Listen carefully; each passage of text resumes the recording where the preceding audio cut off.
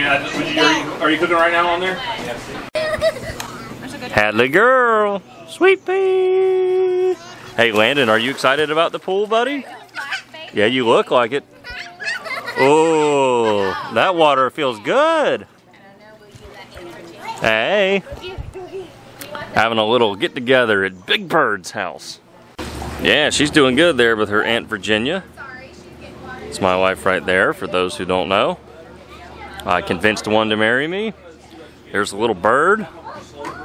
Big Bird's young in there. Having fun. Welcome to summer, everybody. What's up, everybody? We are back home, and I've been really having fun with that new 7-inch, well 7¼ AI swim bait. You can see here I've done an overlapping sort of triangle. They look like mountain peaks, you know, like there's a lot of depth, almost 3-dimensionality to it. It's a very difficult way to apply the plastic, but there's no paint here. It's all pouring, of course. Beautiful Jetson eyes. I don't remember the name off the top of my head, but yeah, been enjoying the challenge of learning a new mold and having some good success here.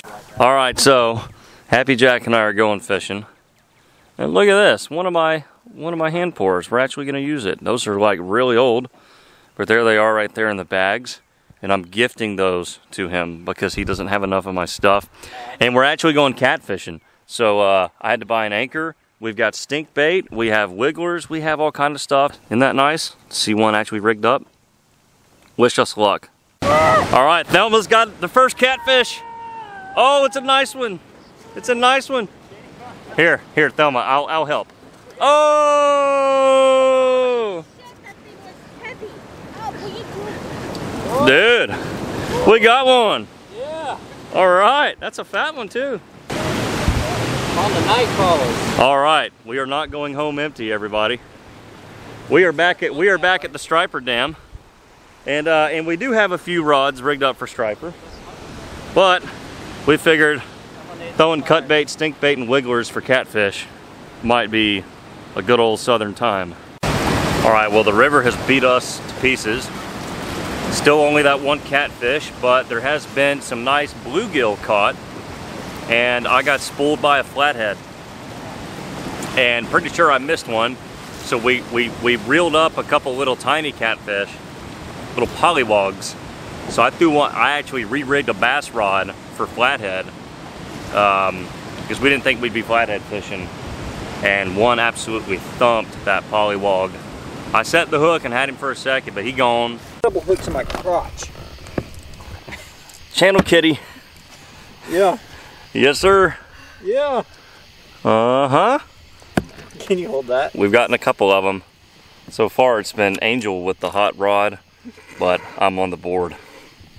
That's a hot rod. All right, let's fire up some dead-on plastic worm blend. Has not been mixed in a minute, but there she goes. Now we're in action. All right, everybody. Got a little dead-on plastic shirt representing. And so today we're actually gonna do something we hadn't done in a minute. We're gonna make a bunch of stick worms, or Senkos as a lot of people know it. And we're going to try to color match a Yamamoto color, because we all know that the king of Senkos is Yamamoto. So that's why we're using worm plastic. It's a nice soft plastic, perfect for super soft, salty stick baits. And yes, I said salt. I have to use salt. I hate working with salt, and you're going to see why. But I think we can do it. I haven't made a bunch of sticks in a while, and no bass fisherman is complete without some good stick worms. So let's see if we can do it. All right, so it's an air vise kind of day, and here is the weapon of choice. This is the old school bass tackle 5-inch BT stick mold. You can see it even has my company initials in it, which Bob at Bob's Tackle Shack did, so thank you, Bob. So anyway, that right there is what we're doing. We've got 16 cavities of it. We have a bunch of plastic measured out in the big quart-sized cup. And then the color we're going to try to match is the Yamamoto baby bass, which we'll take a look at that right now. So it's a nice kind of real faint watermelon green with some small black and what looks like small silver flake in it. Really, really nice color. I've used that one a lot in person before, and I think we can try to do it or match it by just using some watermelon pigment, but not a lot because it's not overly saturated, and then small black flake, small silver flake, and then of course salt. Alright, ginormous cup of plastic. We're gonna start it at 8 minutes and just kind of see where that gets us. Alright, so we're gonna start with some watermelon. I think this will get us pretty close. Oh, so we're just gonna kind of get some in there. This is a little over 3 cups of plastic, so we're just gonna kind of start with that. Oh yeah. I think Lure Works might actually even make a pigment called baby bass, but I don't believe I have any of that. So we're gonna go with what we do know with watermelon. And once we add the salt in, it'll actually lighten the saturation. It's almost like adding white. It just kind of dumbs down, well, not dumb down. It just kind of lightens up and brightens up the color. So it looks less saturated that way. Maybe a little bit more, because we got to put a lot of salt in here. In general, a good formula, a salt to plastic ratio, is about 1/4 cup of salt per a measuring cup of plastic. So quite a bit. Alright, now let's add our flakes. So we're going to start with the small black flake, which, there it is, 0.015. Anybody who might be new to plastics, 0.015 is considered your small size. They do go smaller, but this is generally the smallest flake you'll most likely use. Yeah, just some nice pepper there. Looks like we spilled a bunch of pepper in it. Yeah, beautiful. See, the thing about Yamamoto colors is they don't just over flake their colors, which to me sometimes I look at a bag of Yamamotos and I'm like, man, they need more flake than that. Other times I'm like, okay, I get it. They're different. It's classy. It's not overly flashy. Maybe that's their genius. Maybe. Yeah, here we go. It's crazy how the green almost makes that silver look gold. See how it almost looks kind of gold? Zoom in for a second. But yeah, that's definitely the color. Now we just have to add salt and hope that it doesn't completely mess it up. And there's why salt sucks. Moisture, moisture, moisture. It always just adds so much moisture. And you have to stir it constantly. But what's a good stick bait without some salt? Even I have to concede that salt is a good thing in a stick worm. Yeah, here we go. Alright. So there's what our color's really looking like. So we will zoom in on this spot here. That's what we're dealing with. Best part ever. Haha. These things are awesome. If you are getting serious about your bait making and injection, you definitely got to check out Fishing All Out air vices. They're the same folks who make the the hot plate. Absolutely incredible piece of equipment to have, and it's fun all day long, baby. All right, here we go. Let's get a round of these pumped out and see how we did. Give a little stir here. Always got to stir these things a lot with salt because it does settle to the bottom very quickly.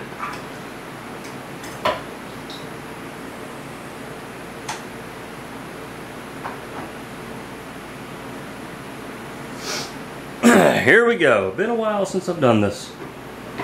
Not run sticks in a while.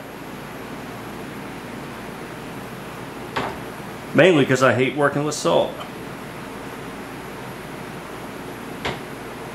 Oh, there we go. Now we got to top them off. Just like this.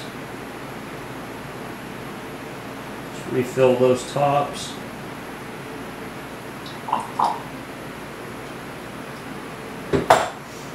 And we're good. So the wife and I completed the first half of season 4 of Stranger Things. And man, it's dark.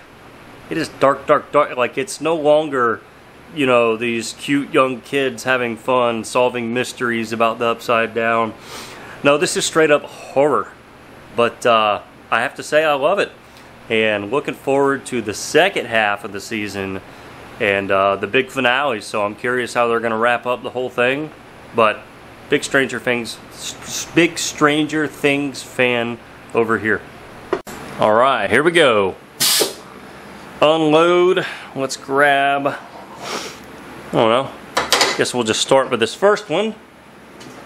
And of course, drum roll please.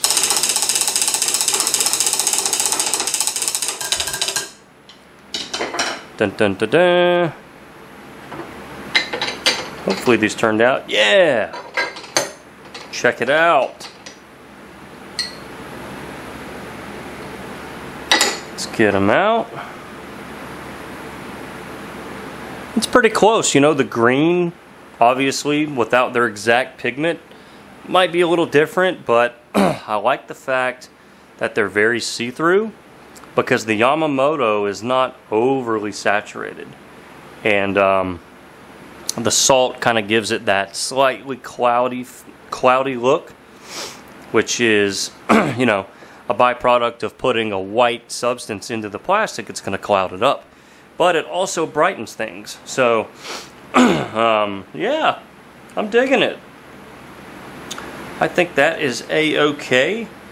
The green in the Yamamoto is a little darker shade. So what we might do for the second round is maybe add like a drop or two of black to the whole pot, or what's left of it, and see how they look. But I think those right there are very, very attractive. Let's get the other ones out here. Let's see. Yeah. Sweet, sweet, sweet. Alright, drop or two of black.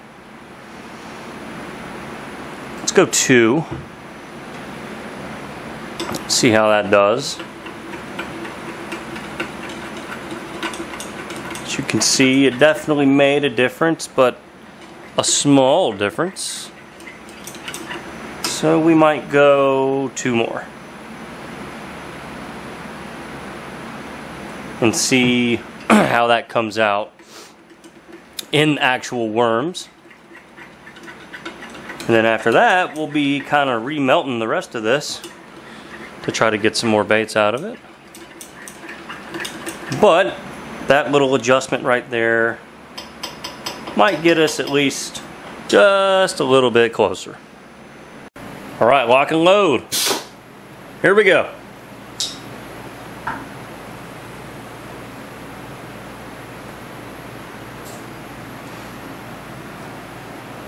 Feeling good.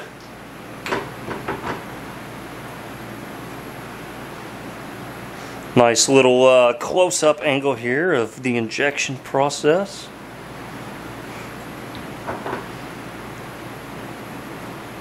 There we go.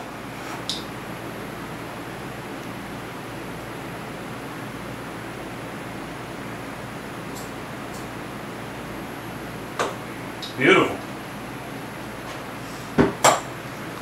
Looks nice. Alright, round 2. Let's see if they darkened up a little bit. Oh, of course, wrong side. Yes, they definitely darkened up.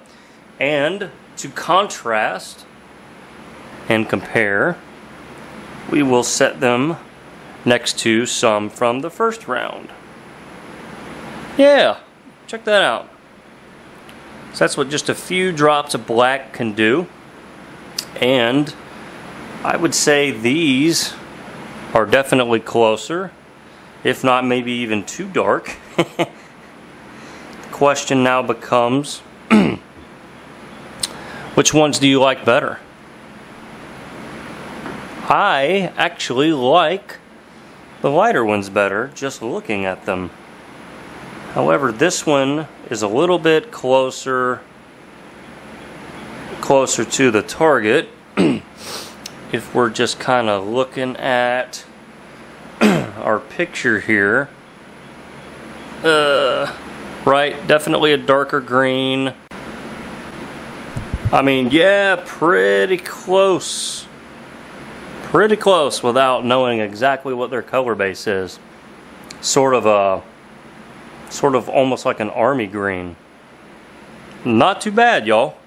We're still cooking, still cooking. Here's another round. Yeah. Looking good. What do y'all think? Nice, simple, solid, single color. Nothing fancy, nothing hard, nothing over the top. Just a good old-fashioned fish catcher. Alright, we took this tractor for yet another round. See how they did. Come on. Alright, we're still rolling. Still looking good. The flake still looks good. Nothing looks scorched. Plastic has not gotten too hot. So I think we are just about done here, and we've got a pile of stickworms out of this 3 cups. So yeah, the more the merrier. Pretty color, very simple, very basic. Back to basics. Alright, so we kind of have some, well, I'll show you all that if I haven't already.